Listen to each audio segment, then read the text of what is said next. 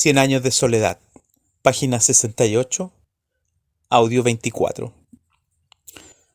Cuando los dos quedaron solos en la cocina, Aureliano imprimió a su voz una autoridad que nunca se le había conocido. «Prepara a los muchachos», dijo. «Nos vamos a la guerra». Gerineldo Márquez no lo creyó. «¿Con qué armas?», preguntó. «Con las de ellos», contestó Aureliano. El martes a medianoche, en una operación descabellada, 21 hombres menores de 30 años al mando de Aureliano Buendía, armados con cuchillos de mesa y hierros afilados, tomaron por sorpresa la guarnición, se apoderaron de las armas y fusilaron en el patio al capitán y los 4 soldados que habían asesinado a la mujer. Esa misma noche, mientras se escuchaban las descargas del pelotón de fusilamiento, Arcadio fue nombrado jefe civil y militar de la plaza. Los rebeldes, casados apenas, tuvieron tiempo de despedirse de sus esposas, a quienes abandonaron a sus propios recursos. Se fueron al amanecer, aclamados por la población liberada del terror, para unirse a las fuerzas del general revolucionario Victorio Medina, que según las últimas noticias andaba por el rumbo de Manaure. Antes de irse, Aureliano sacó a don Apolinar Moscote de un armario. «Usted se queda tranquilo, suegro», le dijo. «El nuevo gobierno garantiza, bajo palabra de honor, su seguridad personal y la de su familia». Don Apolinar Moscote tuvo dificultades para identificar a aquel conspirador de botas altas y fusil terciado a la espalda con quien había jugado dominó hasta las 9 de la noche. «Esto es un disparate», Aurelito exclamó. «Ningún disparate», dijo Aureliano. «Es la guerra. Y no me vuelva a decir, Aurelito, que ya soy el coronel Aureliano Buendía».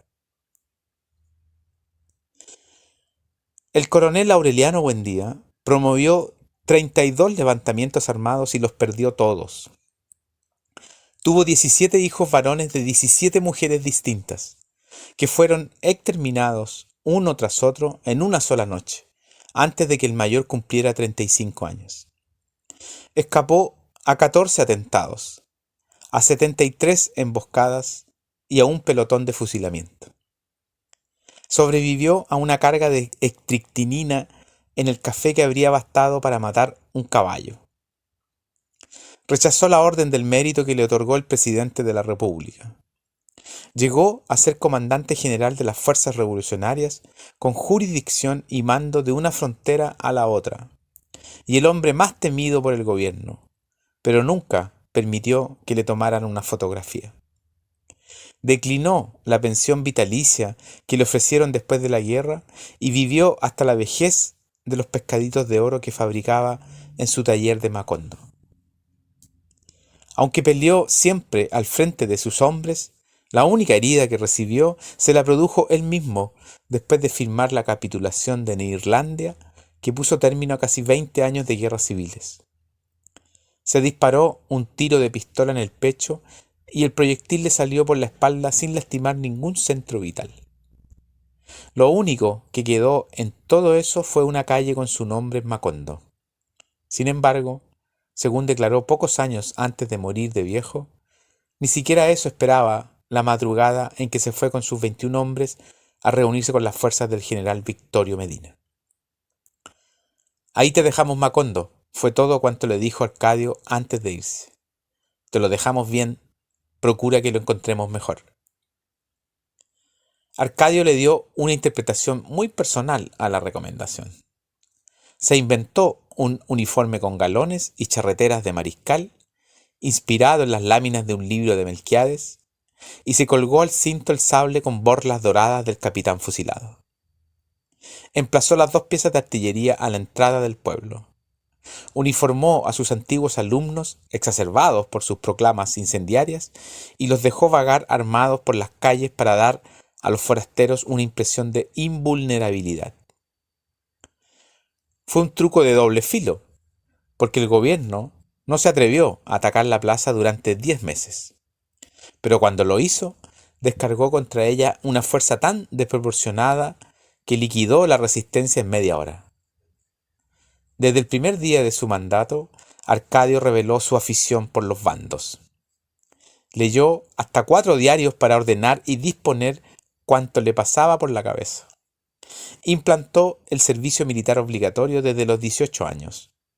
Declaró de utilidad pública los animales que transitaban por las calles después de las 6 de la tarde e impuso a los hombres mayores de edad la obligación de usar un brazal rojo. Recluyó al padre Nicanor en la casa cural, bajo amenaza de fusilamiento, y le prohibió decir misa y tocar las campanas como no fuera para celebrar las victorias liberales. Para que nadie pusiera en duda la severidad de sus propósitos, mandó que un pelotón de fusilamiento se entrenara en la plaza pública disparando contra un espantapájaros. Al principio nadie lo tomó en serio. Eran, al fin de cuentas, los muchachos de la escuela jugando a gente mayor. Pero una noche, al entrar Arcadio en la tienda de Catarino, el trompetista de la banda lo saludó con un toque de fanfarria que provocó las risas de la clientela. Y Arcadio lo hizo fusilar por irrespeto a la autoridad.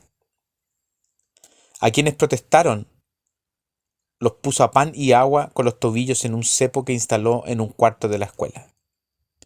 «Eres un asesino», le gritaba a Úrsula cada vez que se enteraba de alguna nueva arbitrariedad. «Cuando Aureliano lo sepa te va a fusilar a ti y yo seré la primera en alegrarme». Pero todo fue inútil. Arcadio siguió apretando los torniquetes de un rigor innecesario hasta convertirse en el más cruel de los gobernantes que hubo nunca en Macondo. «Ahora sufran la diferencia», dijo don Apolinar Moscote en cierta ocasión. «Esto es el paraíso liberal». Arcadio lo supo. Al frente de una patrulla asaltó la casa, destrozó los muebles y vapuleó a las hijas y se llevó a rastras a don Apolinar Moscote. Cuando Úrsula irrumpió en el patio del cuartel, después de haber atravesado el pueblo clamando de vergüenza y blandiendo de rabia un rebenque alquitranado, el propio Arcadio se disponía a dar la orden de fuego al pelotón de fusilamiento. «¡Atrévete, bastardo!», gritó Úrsula. Antes de que Arcadio tuviera tiempo de reaccionar, le descargó el primer vergajazo. «¡Atrévete, asesino!», gritaba. «Y mátame también a mí, hijo de mala madre. Así no tendré ojos para llorar la vergüenza de haber criado un fenómeno». Azotándolo sin misericordia, lo persiguió hasta el fondo del patio, donde Arcadio se enrolló como un caracol. Don Apolinar Moscote estaba inconsciente, amarrado en el poste donde antes tenían al espantapájaros despedazado por los tiros de entrenamiento. Los muchachos del pelotón se dispersaron, temerosos de que Úrsula terminara desahogándose con ellos, pero ni siquiera los miró. Dejó a Arcadio con el uniforme arrastrado, bramando de dolor y rabia, y desató a don Apolinar Moscote para llevarlo a su casa. Antes de abandonar el cuartel, soltó a los presos del cepo. A partir de entonces, fue ella quien mandó en el pueblo. Restableció la misa dominical, suspendió el uso de los brazaletes rojos y descalificó los bandos atrabiliarios. Pero a despecho de su fortaleza, siguió llorando la desdicha de su destino. Se sintió tan sola que buscó la inútil compañía del marido olvidado bajo el castaño. «Mira en lo que hemos quedado», le decía, mientras las lluvias de junio amenazaban con derribar el cobertizo de palma. «Mira la casa vacía, nuestros hijos desperdigados por el mundo y nosotros dos solos otra vez como al principio». José Arcadio Buendía, hundido en un abismo de inconsciencia, era sordo a sus lamentos. Al comienzo de su locura, anunciaba con latinajos apremiantes sus urgencias cotidianas.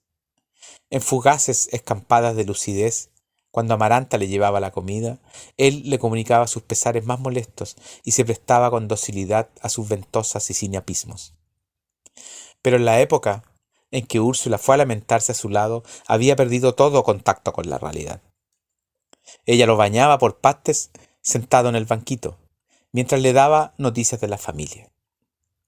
«Aureliano se ha ido a la guerra hace ya más de 4 meses y no hemos vuelto a saber de él», le decía, restregándole la espalda con un estropajo enjabonado. «José Arcadio volvió hecho un hombrazo más alto que tú y todo bordado en punto de cruz, pero solo vino a traer la vergüenza a nuestra casa». Creyó observar sin embargo, que su marido entristecía con las malas noticias.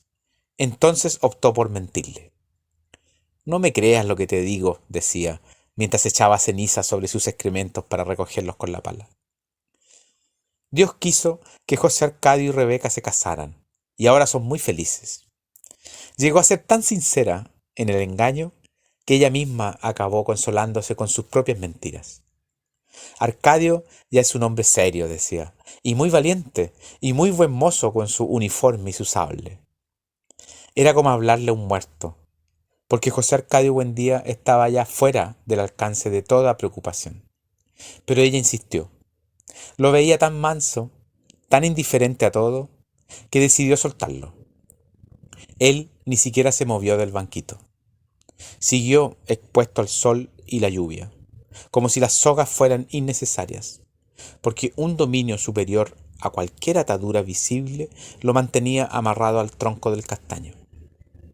Hacia el mes de agosto, cuando el invierno empezaba a eternizarse, Úrsula pudo por fin darle una noticia que parecía verdad. Fíjate que nos sigue atosigando la buena suerte, le dijo. Amaranta y el italiano de la pianola se van a casar.